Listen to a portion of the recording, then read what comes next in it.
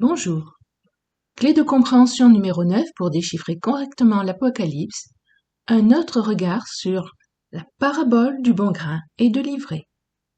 Lecture de l'étude de Brenda Weltner tirée de sa vidéo Parable of the Wheat and the Tares, parabole du bon grain et de l'ivraie, dont je vous donne le lien dans la boîte de description et que je poursuivrai sur 3 vidéos. Premièrement, les nouvelles interprétations sur base historiciste de l'Apocalypse ont-elles un fondement biblique?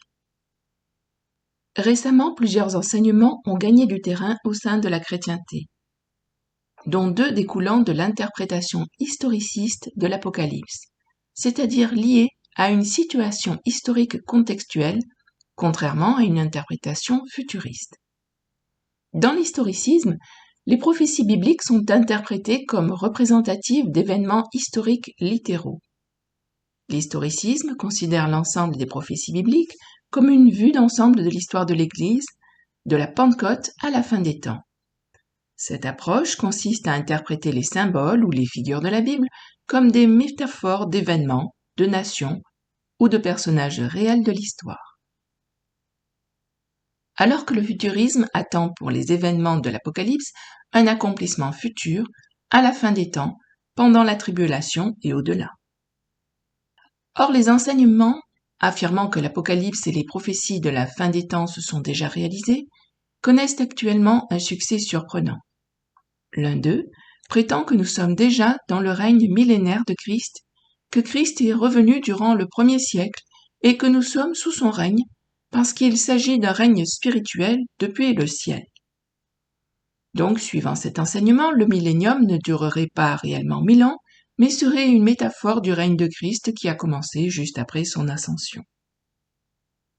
Puis il y a une sorte de dérivé de cet enseignement qui considère que la seconde venue de Christ s'est produite au 1er siècle, puis qu'un réel millénium a déjà eu lieu d'une durée effective de 1000 ans et qui s'est terminé à présent.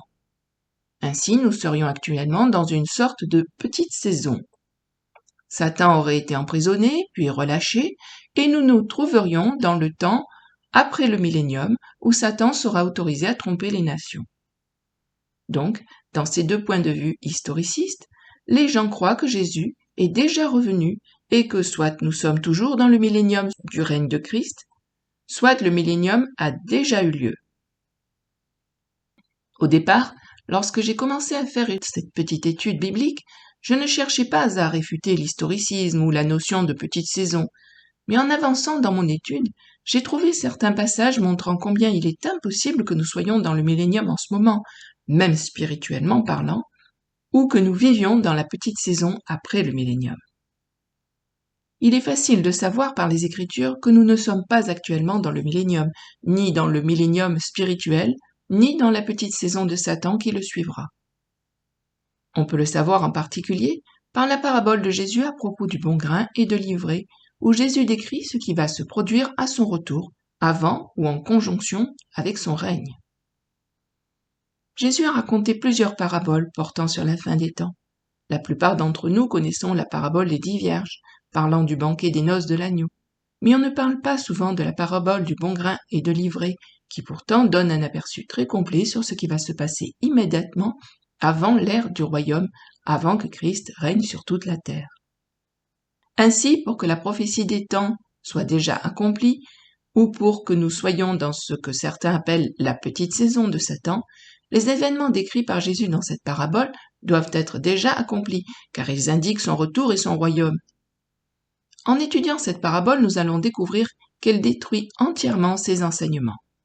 Nous allons en examiner les détails et comparer les Écritures aux Écritures, et découvrir qu'il est impossible que nous soyons actuellement dans l'ère du millénium ou dans la petite saison de Satan qui se situe juste après le millénium. En d'autres termes, la vision historiciste est incompatible avec cette parabole, d'autant que les personnes qui adhèrent à ces enseignements sont attachées au caractère littéral des paraboles de Jésus dans les évangiles. Or, il s'agit d'un exemple où Jésus enseigne clairement les choses qui vont arriver. Si vous croyez qu'il faut prendre Jésus au mot, vous devez déterminer que faire de cette parabole. Voyons donc cette parabole en Matthieu 13, versets 24 à 30, et versets 36 à 43, car c'est là que Jésus l'interprète réellement pour nous.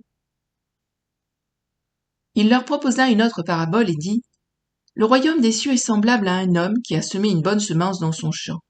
Mais pendant que les gens dormaient, son ennemi vint, sema de l'ivraie parmi le blé et s'en alla.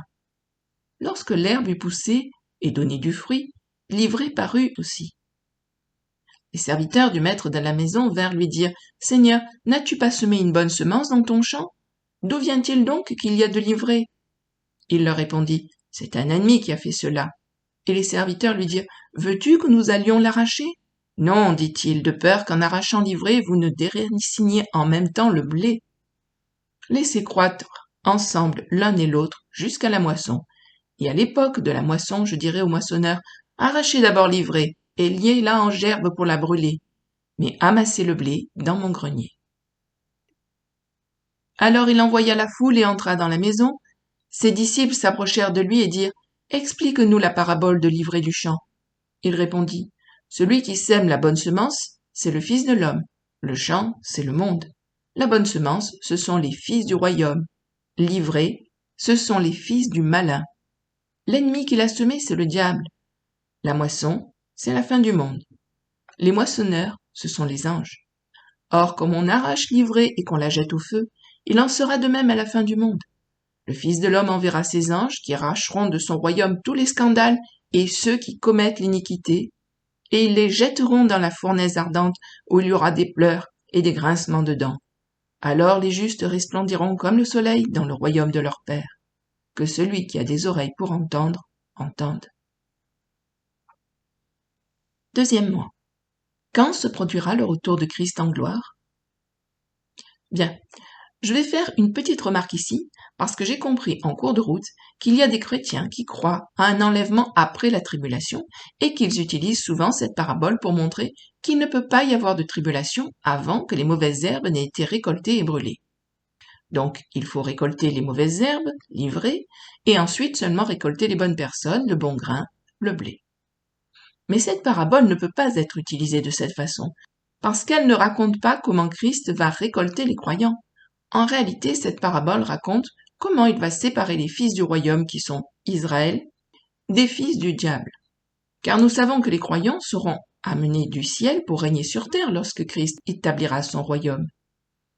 Ils seront rassemblés par les anges, mais d'une manière différente, car il s'agit d'un tout autre scénario. Il y a deux passages qui parlent du même événement de rassemblement des croyants à la fin des temps. Le premier est Matthieu 24, versets 30 et 31. Alors le signe du Fils de l'homme paraîtra dans le ciel, toutes les tribus de la terre se lamenteront et verront le Fils de l'homme venant sur les nuées du ciel avec puissance et une grande gloire. Il enverra ses anges avec la trompette retentissante et ils rassembleront ses élus des quatre vents depuis une extrémité des cieux jusqu'à l'autre. Ainsi les anges viendront rassembler les élus de Christ et non les gens de la terre. Ils les rassemblent d'un bout du ciel à l'autre. Le second passage est en 2 Thessaloniciens 2, verset 1. Pour ce qui concerne l'avènement de notre Seigneur Jésus-Christ et notre réunion avec lui, il y est question du même rassemblement dont Jésus parle en Matthieu 24, versets 30 et 31. Et il est clair que ce rassemblement n'est pas l'enlèvement, mais notre rassemblement avec Christ à son retour en gloire afin de régner avec lui. Sa parodie.